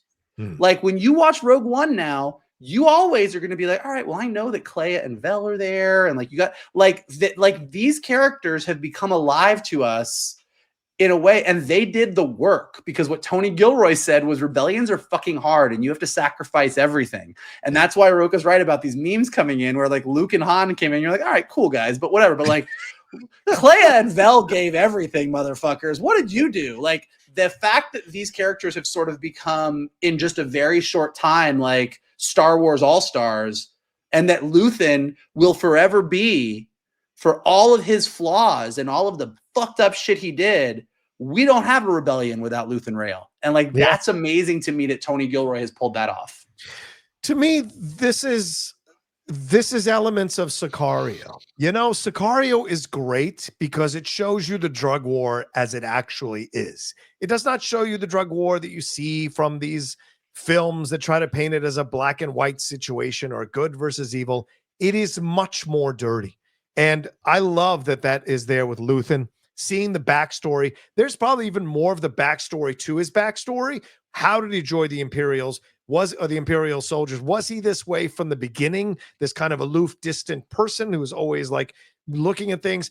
Did meeting Clea come at the right time because he was done being an Imperial soldier and wanted to destroy this thing? You know, we're watching Last of Us, where we have the character of Isaac, I think his name is, that Jeffrey Wright is playing, who goes from being a Fedra soldier to being a Wolf soldier, but ends up repeating the mistakes that led him to become a Wolf soldier that Fedra did. And you see here in Luthen, he doesn't fall into that path. He knows clearly what he has to do. And Clea is the closest anyone will ever get to him, and that he'll allow. She even says, wait, am I your daughter now? He's like, when it's useful. So he makes it really clear what their relationship is. And she, I think from that age, is a hard ass already. And so she comes easily into it. And I mean, the bargaining scene is so great in the flashback. You see that she is someone who's very clear with a spine of steel. So these two people met at the right time for one to mentor one to become who she became. And you see all the lessons in the hospital and how she interacts and gets all the way to that level to do the things that she did. And it's Hirt saying it's three people who must have done this thing, because he could never conceive of a young waifish woman being able to do the things that she did in order to get into that Lonnie situation. But it's also because it's in her already. Lonnie just brought it further out, kind of like we see with Joel and Ellie, brought it further out to where it was supposed to be. And so it's amazing to watch this. And I'm with you, Michael. I knew Lonnie was dead the second he said, well, you got to take care of my wife and kids. I knew he was fucking dead. I've seen The Godfather. Every time you ask about that, you're dead. Okay. And so it was a great twist. And then to see what she did, I thought was fantastic to see. Yeah. You were going to say, Michael, you were jumping in with something? Anything else? I don't remember. Keep going. All right, fine. We'll keep going. So we mentioned Dedra, so let's talk about it, because as we said, Luthen and Dedra had their interaction, but Dedra's raid was unsanctioned, according to Partagas, and he leans on here to turn on Dedra, and essentially Dedra becomes persona non grata, and Orson Krennic gets a hold of her, which is just brutal. They're back and forth. Disney does an amazing, or the Tony Gilroy and Ruiz Palacios is the director, did an amazing job of just showing Orson just below his nose, pacing around her, which was amazing. And apparently the finger he put on her head was an impromptu moment. It was not talked about, and Ben did it, and that is just insane. So she becomes the person who is the fall guy. We find out that she had access to all this stuff she shouldn't have had access to, and didn't tell anybody about it. And now that makes Krennic crazy with paranoia. Who else knows about the Death Star unit? Who else knows about this stuff? And then it bleeds into Partagas, who all of a sudden starts to have this semblance of fear of what might happen to him now. And we see what happens to him a little bit later, which we'll get to. But Shannon, what did you think of everything that happened with Dedra, as she, in the end, even after not helping Hirt when they raid the thing trying to find Clea, ends up on essentially a version of Narkina 5, wondering how it all went wrong, man? She flew too close to the Death Star on wings made of Starpath units. I mean, watching how she has thumbed her nose at the rules, sometimes with the encouragement of Partagaz. That's true. But watching how you see the lesson that she learned, that she is not the Empire. She is something else that the Empire chewed up and spat out. Watching, again, the realization that when Hirt shows up to arrest her, and she's just kind of like, yep, sure. Partagaz knew about this. Let's just put in a call to him. He's like, yeah, we'll do that for you. This is an Imperial Marshal or whatever the title was. But her being on lockdown and Hirt coming in, and all the times that she said, like, I don't need the glory. You can have the glory. And he's like, did you, going back to that former episode where it was like, do you ever think they put me in this position because I don't want the glory? Like, the realization that she is not making it out, that it didn't matter that she found Axis, that she found Luthen. At the end of the day, it did not matter because the things that she had to do to get him ultimately made her a liability. And the scene with, again, Ben Mendelsohn coming into this, I was already a big fan of that character, that you just got the sense of this guy, this is a formidable opponent. And watching how he, again, just dresses her down, her pleading, I am not a rebel spy. And he's just like, then you went into the wrong line of work. It is so good. And then the finger on the top of the head. And before he leaves, he actually grabs her by the throat. And he doesn't strangle her, but he has her. Like, she can't move. And he's basically like, you are no longer my problem. Everything was just handled so well. And again, villains, we don't root for villains, but we're captivated by them. And she was a captivating antagonist. What did you think, Michael, about how everything went down with Dedra and how it all just kind of fell apart? Is this a character we should feel some sympathy for? Because she grew up in an Empire Kinderblock. She was basically programmed to be this thing, kind of like you said, with Luthen and Dedra essentially being kind of the same person on two different sides. We see that. And so it all ends up with her ending up on a prison, just like on Narkina 5. I don't know that we should feel sympathy for her, but we do. And that's what makes her interesting. We know she's bad. We know we want her to lose, but then when she does, like, when Krennic comes in, you're like, oh fuck. Like, I felt bad for her. Like, she worked so hard. Like, she was working for the bad guys, but she worked so hard. I think, to what Shannon was saying about her being chewed up, I think what Tony Gilroy's point is, and I think it's really smart, is everyone gets chewed up by the Empire. Like, Tony Gilroy said this in an interview. He said, the thing about fascism is the people that are on the side of fascism end up losing because of fascism. It chews up everybody. Right. Like, historically, Hitler shot himself. Like, it was this is where it goes. And that what we watched with Dedra was everything that she did at every step of the way was rewarded. Even when she broke the rules and stepped out of line, it was rewarded because it served the Empire. And then the second that she did something that didn't jive with what the bigger powers that be, they're more than happy to throw her away. This is the way Palpatine ran everything.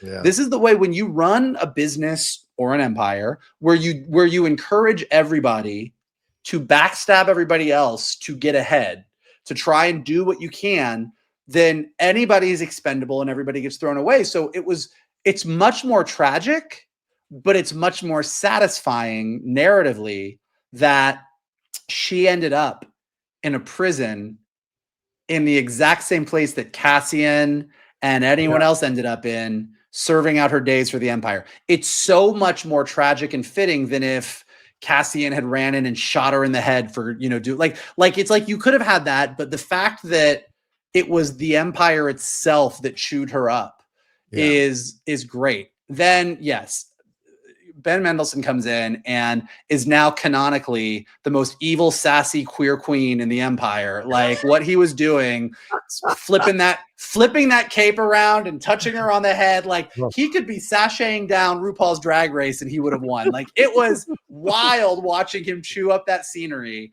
And then the other thing that they did great in that scene was you really feel how secret the Death Star was. Oh, yes. Yes. Like they do this great job in these 3 episodes of establishing this is the biggest secret in the Empire. Yeah. You don't say the words. And Dedra fucked up bad because she let those words get out. And now when we think of Star Wars and we think of the plans for the Death Star and everything that happens in A New Hope, we will always be like, yeah, that's Dedra Miro's fault. Dedra's the reason that shit got out. And that is fascinating. And then the way that they sort of tie in everything to go, like, everything that happened in Andor was also tied to the Death Star. Like, you know, all of the money and the prison planet and this and, you know, Jeddah and Gorman, like everything was all about the Death Star. It was like, they just did such a nice job of that. And Krennic coming in the scene being so pissed that this got out was like, you're like, oh, you really felt it. Yeah, and I love it too because it was Orson who started us off in the first episode being like, I picked you personally. I saw what you've been doing. Yeah.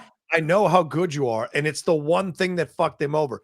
And it's what eventually leads to Orson Krennic's eventual loss in Rogue One, is that he's not the greatest judge of people to work with or people to work to control or characters to be a part, to have involved in this whole thing. It all blows up in his face. So although Dedra now looks like a tragic ending for her in this show, Orson is not going to be that far behind her. And so it's just interesting to see how it all kind of connects in that way. And I love that. It's a great approach to it. And her having access to all this. So Mike, you're so right.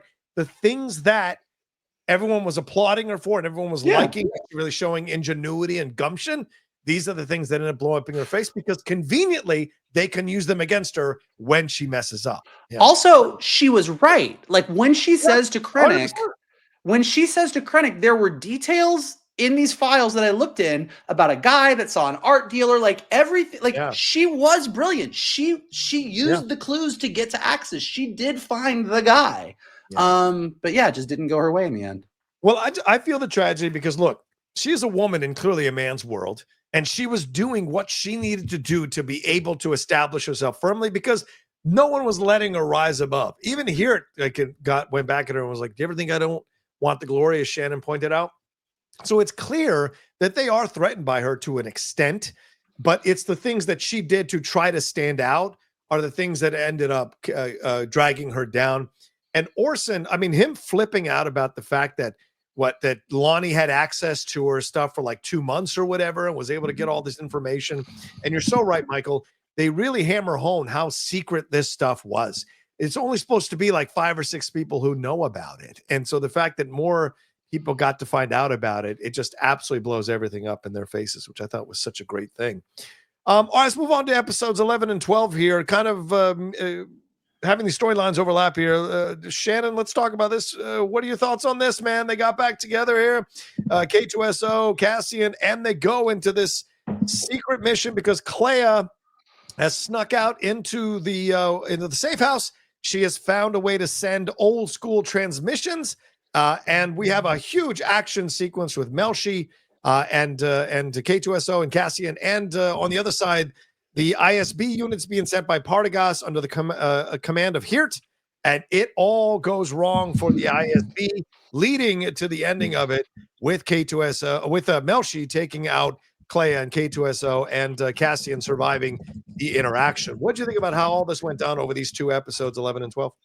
I mean, this was so much fun.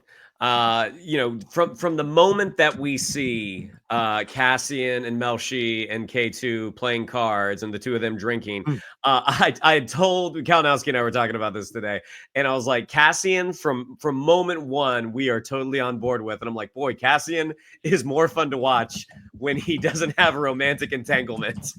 I mean, when he is focused on the mission, it's like, oh my gosh, this is the Cassian that I love.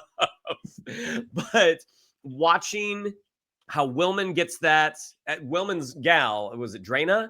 Drina, she's the one who hears that old machine clicking and going off and buzzing.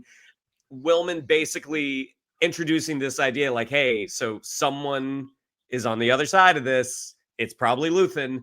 And the secrecy of Yavin, how they're again, like the Death Star, they're being so secretive about it because this is their survival. If the wrong person finds out, they are going to be decimated. So watching how Cassian's loyalty to Luthen is like, I have to go try to get him out. And the moment that they get in and Clea opens the door and Luthen's dead. Like, it was just so like, oh, this is so tough. No, this is so tough right now.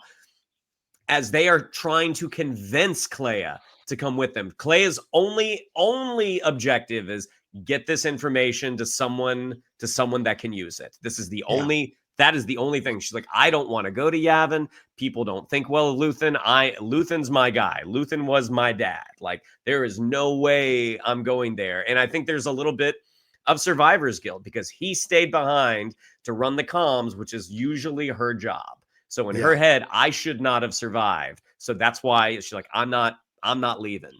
As the ISB shows up in their sort of riot gear, the moment that big commander basically tells here, you can tuck in, sir. We've got it from here.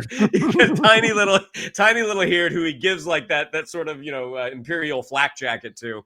The relief on his face when he's like, thank God. the action scene that takes place, with that, just the exchanging of fire back and forth, and then watching K2 come in and just save the day, and how much that the ISB knows when those droids are out, and how everyone's radioing in like, hey, is there supposed to be a KX unit? There's supposed to be a KX unit. And that one officer outside being like, are you here for us? And no, smack. Like, it is just so cathartic to watch them just to watch K2 wreck house. And then using the dead body of here as a shield to go and get to Cassian and company. This was, I mean, again, the Gorman massacre action was fantastic. And I mean, it was just so big, but we were also so invested because we cared about the characters involved. This is that for me times 10 because there are fewer, but we know all three of them and we want to see them make it out. So we are on the edge of our seats seeing how are they going to get out of here, but knowing that K2 is basically like a runaway train and is not going to stop. Again, it was just so, this is the thing that I think people think Andor doesn't have enough of, but when you get it, it is so good. Yeah. Yeah. Mike, your thoughts here? I mean, because just last week we were dreading those KX units as they were randomly killing people through the streets of Gorman. Here we are cheering on K2SO as he's meting out the same kind of punishment to an entire hallway of ISB soldiers leading up to Heert's death and then eventually them escaping out of the situation. But yeah, with Melchi and Cassian. Well, there's probably a whole very deep philosophical conversation you could get on into the way we hate violence in one episode and love it in another, but that's for another podcast. One of the things that I really like about this, I mean, for these last few episodes, it was pretty simple and straightforward. Yeah. Like, Luthen found out about the Death Star, told Clea about it. Clea had to kill him so the Empire didn't find out, and then she had to get out, and Melchi and Cassian and K2SO came to get her. Yep. That's really what happens. It was just the most thrilling version of it. But what I really did love about the way it all was all set up is kind of to what Shannon was alluding to, which is I think one of the things that I love the most about this episode is the divisions within the rebellion. And that for all that Luthen did, and that we wouldn't really have a rebellion without him, once the rebellion got to the organized level that it had to get on Yavin, which is more Bail Organa's thing, and Bail Organa doesn't like Luthen, and Luthen doesn't really like Bail Organa. And that this division between the two, and so that Cassian had to go rogue to go help Luthen because they wouldn't have let him do it. It was too big of a risk. And so in the midst of all of the stuff that Shannon was saying, which was 100% true about the loyalty that Cassian had to Luthen and doing to do, the way that it sort of threads this needle that sort of establishes all of these pieces of a very complicated alliance, I thought was really, really great. And then Clea sort of confirms that when she's like, ugh, Yavin, what a horrible ending to my story. Like, she doesn't have any love for Yavin because of the way that they look at Luthen. Like, she looks at Yavin as like, you're a bunch of people that are like, you know, yeah, okay, now that we're starting to like get shit together, you're joining the club, but where were you when we were doing the real shit? Right. You know? And that's where her perspective is on it. And so all of that was really interesting. And then, yes, and then you get this amazing action sequence where we get to see K2SO do what he does. And yeah, I did not have using an ISB officer as a human shield on my bingo card, but I was really here for it. And there was a level of humor to all of it. And then while all of that's going on, we really see Partagaz like finally lose his control. And I also love the small detail that his made up story about Clea having a disease so that people would go find her was the reason that they didn't have enough officers to go deal with the real problem. So you really, as Shannon said, you saw the ISB kind of lose control of this situation. And they lost control of the situation with the worst possible information they could have, like the Death Star information. And so like all of this happening at once, while it was all fun and interesting and action packed, and K2SO had his moments, like it was just a really great hour of TV, 45 minutes of TV that was mostly just an extraction. Yeah. But a really thrilling one. Yeah. I think not much more to add to that, Michael. I like that you highlighted the fact that it's been clear from the beginning of season 2 that he is going to focus on the divisions within the rebellion. Because there are, and in any movement within the movement itself, we're seeing now, no matter what side of the political fence you're on, that there is infighting going on within the ruling party, within the minority party. There is always going to be people now who feel that their points of views need to have more of a platform, and so you see that here and same. And also because with Clea, I'm sure Luthen for years has told her how much he doesn't like what's going on in Yavin, what they're building in Yavin, all of that stuff. Him and Mon Mothma have always had an uneasy alliance, as we saw earlier episodes in this season. So it's part of it all, which we'll get to in a little bit. But I want to ask you one last thing before we leave this thing. You talk about Partagaz. I'll get your thoughts, Michael, and your thoughts, Shannon. Here, what did you think about how it ended all up? Him listening to Kivik's Nemec. No, sorry, Nemec's. It was somebody else. Nemec's treatise, I guess, or manifesto. His manifesto just before Homie comes in and leaves him alone to kill himself. So did you like this ending for Partagaz as he was slowly losing control of everything? This once proud, snarky, sassy, make everybody fight for my attention type of guy being reduced to realizing that the rebels are going to win and he's going to kill himself rather than face the consequences. I mean, I love that Nemec's manifesto came back in the way it did. I love the fact that what he said, which is the heart of the rebellion, was just spreading throughout the galaxy and that the Empire was unable to stop it. And so him sort of listening to this. Also, if you really go back and track it, he's brought up the idea of disease and things spreading so many times, including the Clea stuff, but he's referred to the rebellion as a disease. So like when they talk about this thing spreading and there's no way to stop it, and like the ISB was there to deal with the disease, to deal with the infection. I think in season 1 he said that. And so the fact that it sort of spread the way it did and the other guy comes in and he's like, have you heard this? And like, it's just this moment where you see someone who is so high up within the Empire kind of realize that this rebellion thing has gotten out of control and that they can't contain it the way that they used to be able to. And then that he would rather kill himself than face the consequences within the Empire, because again, fascism kills the people that built it as much, it's like it eats its own. And so he kind of knew the game. There's also someone's posted this on Twitter and it's just headcanon, but I really liked it. Someone was saying, because we don't really see the ISB in the original trilogy. It's not a thing. It came later on. But somebody was like, it kind of feels like with Dina, with Dedra and with Partagaz and everything that happens, it sort of is the end of the ISB. And this is why Vader really steps forward and Palpatine kind of comes out of the shadows in the original trilogy to be like, we're going to deal with this on our own. Like, it's almost like the ISB was like, you're no longer useful. I got my Death Star. We're going big. Bring out Vader. And I kind of liked that as like a little headcanon. So yeah, I thought it was great. Yeah, especially on the heels of Mon Mothma's speech. Clearly, the ISB cannot control what's happening here. All right, it's a good point. Shannon, your thoughts on his decision to take himself out? By the way, the only I think it's 2 suicides in the last 3, which I think is the only time you've seen suicide in Star Wars, with Luthen killing himself and then Partagas. Well, Were there you other could argue that Acolyte was just a giant suicide in the way that it killed itself, but Jesus. So wow. yeah, I think the justice of him getting to hear that manifesto recorded, and the realization that not only has this gotten out of control, we're never getting control back. Like, we've lost. Like, it's not going to happen tomorrow, but eventually everything that we've built, it's coming down.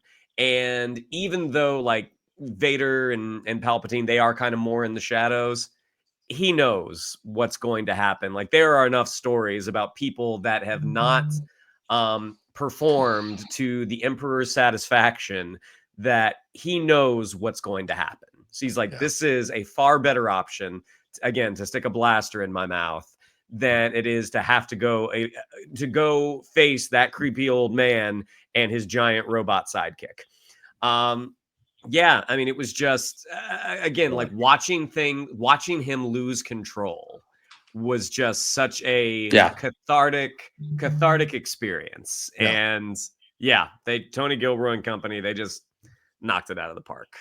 Yeah, agreed. And, you know, a lot of people have brought up the shades to Hitler killing himself in the bunker in World War II. I mean, I can see that, but I think it's also the fact that, this guy knew, he's been around a long time, older dude. He knew exactly what was going to happen, and he was not going to end up in a prison on Narkina 5. He is going to take himself out. So there's a little bit of dignity in that, in my opinion, with why he did I think there is. I mean, like, again, like the same as like feeling sympathy for Dedra. I kind of liked Partagas. Yeah. I like the way that they sort of took these people in the Empire and made them way more horrifying than the Empire ever was. Right. And also made you sort of like or sympathize with them on some level was really interesting. Yeah. Well, let's leave the Empire and wrap up our review with talking about Yavin 4. Michael, you mentioned this. I mean, we have Cassian when he comes back. Of course, Draven's not happy that he's taken off, but when he comes back here, he's got Clea in tow. Clearly, what he promised didn't happen because they're not really happy to see Clea, and he apologizes for that. But he is dealing with these senators, including Bail and Mon Mothma, who don't want to believe him about the information that Clea has given to him that Luthen gave her about this Death Star, about this massive weapon. And there's a lot of back and forth here that goes on between them. And then Cassian storms out. And then Mon Mothma goes to Vel and essentially recruits Vel to go ask Cassian about, what do you know about this? What to vet the information. She comes back without wasting any time and tells her it's authentic. Then Bail goes to see Cassian and basically apologizes, hands him his mission, and out comes Cassian swaggering to his ship to a mission that we know he is going to die with, finally a flight plan, which makes K2SO happy. And then before we wrap up this season, we have this beautiful moment here on Mino Rao where we see basically the child of Cassian Andor and some hope. So what did you think of everything on Yavin 4, Michael? And then where it ends up with Bix on Mino Rao?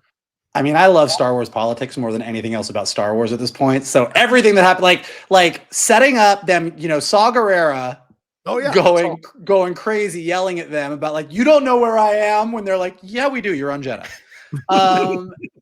And like that, the whole issue they're having with him, and then Cassian coming in, and the way that like a couple of them just shit on Luthen, and him being like, we wouldn't even be here if like, this is some bullshit. Like, really seeing these divisions within everything, and Bail Organa even, being this guy who, like, everything that's happening here, this whole alliance, that Luthen referred to, like, the Luthen and Clea were like, this is too risky. Like, that's too out in the open. Like, there's too many people there. Like, this could all go wrong. Like, I think what they've done such a good job of with the show is you see how precarious all of this is.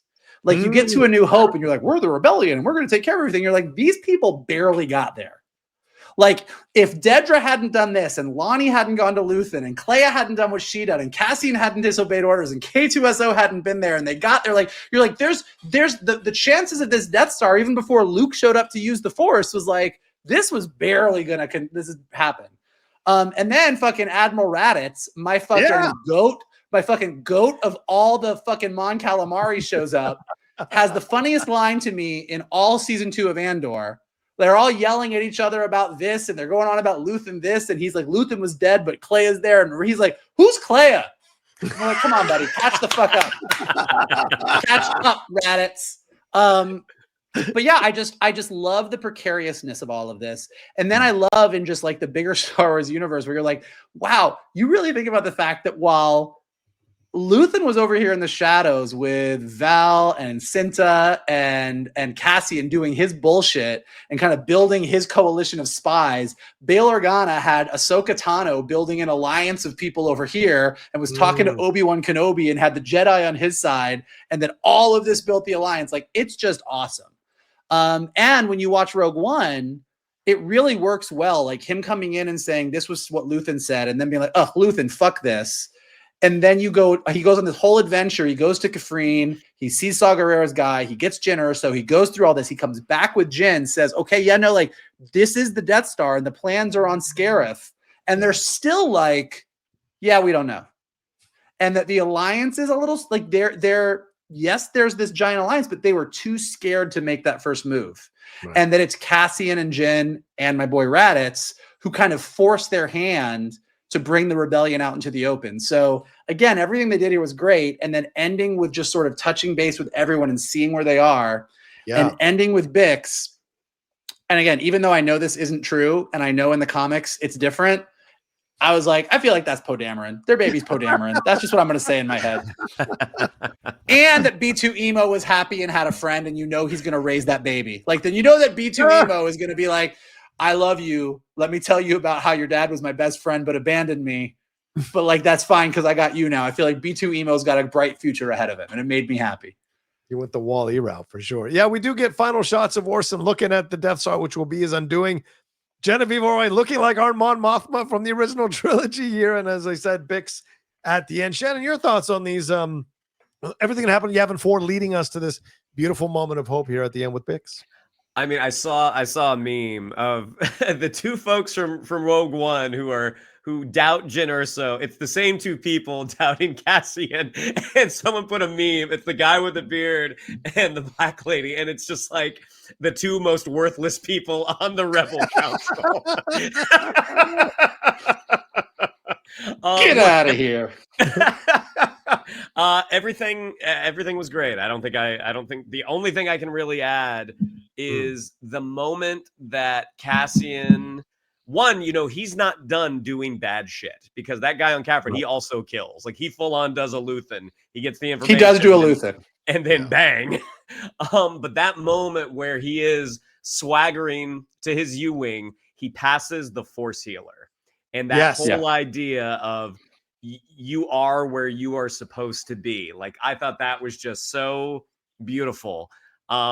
And I did not expect to see Bix with little baby Cassian. But knowing that Cassian is going to live on in the form of this child, and knowing that B2 is going to be there racing another droid saying like, okay, I won, let's do it again. Like, it was just such a satisfying conclusion. And when I have the time, when I have a day off, I do want to watch the last episode and then go right into Rogue One. It's great. It's great. It's honestly, it's a blast to do. I will say also that Mon Mothma on Yavin looks like a celebrity that's been at Burning Man for 5 days. Like, I do love that, like, they were like, particularly when she's out with Vel and they're sitting there and she's drinking her coffee with all the troops and whatever. But somebody I saw on Twitter, they posted a picture of her dancing at the end of episode 3 of season 2. And then they showed her and Vel sitting there, no makeup on, doing her thing. And you're like, it's amazing that she looked so gorgeous here and was surrounded by people that she couldn't trust. And here you get like, this is who she really is. This is like her real deal. And I just thought that was really nice as well. Yeah, I mean, I love the fact that you don't have people who are willing to just rubber stamp, because that's not how it would really be. And it would be such a undercutting of the show if he shows up and he has all this information. Now all the senators are like, we got to act on it. Let's go. Let's do this thing. Of course they're going to question everything because they've not Raditz. Well, no, of course not, because man of action. But they're all politicians, and politicians are going to do that because they're worried about themselves, their status, their rankings, where they're at. So they're going to question all this stuff. And they also have a lot to lose because they're the ones that have been doing this thing in the shadows and arguably higher up and closer to the empire and the ruling people in the empire than the other. So you've got that element of it and you understand it. I liked him on Mothma as the voice of reason. It's kind of surprising that Bale was so gung-ho against it, which I think is interesting. But Mon using Vel, I thought was really good. And Vel, Faye Marseille, such a great actress, giving her more to do here with Cassian, I thought was great. And Cassian finally understanding like he is where he's supposed to be. Like, yeah, I don't want to say this in a negative way because I'm not in any, but like removing Bix from the equation was essential. Not because Bix is any problem, it's because of him and his overprotectiveness of Bix. That's all he was focused on. Removing her from the equation. She removed herself. He is able to now dial back in and do exactly what he's supposed to do, which is why, Shannon, they have that moment with the Force healer, because I think there's a moment of sadness because she knows where he's going and what's going to happen. I think she senses it, but he knows that this is what he's supposed to do. He's finally embraced his calling and ending it with a moment of hope, because I love that. No matter how dark it gets, there is still the possibility for hope at the end. And I love that as an ending for this show. So yeah, Mike, I'm sorry. You were trying to jump in? No, I was gonna say you were right about Bix. Like, I mean, she made the right call. Like the Force heal, like she made the right call, which is what the Force healer said, which is like she removed herself so that he could get where he needed to be because he was the messenger. And like to Shannon's point, that's what that look is at the end. It's all great. Yeah, absolutely understood. Any final words here, or any storylines or moments or beats that we missed that you guys want to highlight before we wrap up? Not that, but just the, no, Shannon, go ahead. Shannon, I was going to say I was not that, but I wanted Shannon to go first. Okay. Not that I can think off the top of my head, but also this show, both seasons, 24 episodes, each one is so packed with great moments that you start to lose count. And even though nothing's coming to mind right now, I have no doubt that I'm going to put it on in a week or two and be like, oh, why didn't I say this? Oh, why didn't I say that? And as an audience, I mean, as fans, we're so fortunate to have been gifted something like this. Yeah. And I love that people put that scene of Bix with the chop up against the scene with Cassian and Jyn Erso dying in Rogue One. Great poetry in having those two be the final scenes of both of those projects. Michael, anything we missed? And your final words, please, on this series, I guess. Yeah, I just think that, like I said on Twitter, it's amazing to me that you can watch episodes 10, 11, 12, Rogue One, and A New Hope, and it's basically a one continuous 7-hour story, the way that it's all been kind of put together. And that's that you can see sort of the moment that Luthen finds out from Lonnie about the Death Star to Luke blowing up the Death Star. And it's kind of just one long story with Scarif and everything else in there is pretty amazing. And the only thing I was going to say is that I just hope that Lucasfilm and Disney and everybody kind of take the right lessons here. I think one of the reasons that people responded so well to Andor is that Star Wars, we say this a lot. J.J. Abrams said this with Force Awakens. He's like, oh, I got to take my toy box out from when I was a kid and dump all the toys out there and move them around. And there's great. And there's something about Star Wars that is part of the magic. But sometimes when people come into Star Wars, they're so focused. To be fair, I think Lucasfilm and Disney kind of forced this a little bit and don't let people take chances where it's like, well, here's your toys. Make them do something fun and we'll make it look really cool and we'll sell some more toys. And you're like, that's great. But when this is really about something, it's so much better. And there was no lightsabers in this. There were no Jedi. We had one Force healer, but that was it. Like, this was just a really great human story that introduced characters and complexity into Star Wars. And I would love to see more of that. Yeah, I echo everything you both have said. I would also love to see more of that. As I said this back in 2015, when I first stumbled into this career, I was co-hosting Far, Far Away as my first gig with the great Tiffany Smith. And when the Star Wars was coming back, the one thing I said is that I want to see a grittier, darker Star Wars that mirrors what's going on in our world. And I could have never in my wildest dreams imagined that something like Andor would have been the answer to my dreams as a Star Wars fan. This is where I live and breathe. And it was so beautiful to watch it and amazing to watch it. And I sat in awe, and it deepened my love of Star Wars even more, because this is what's possible within the franchise. It's not the only way to go, which I think is important to stress.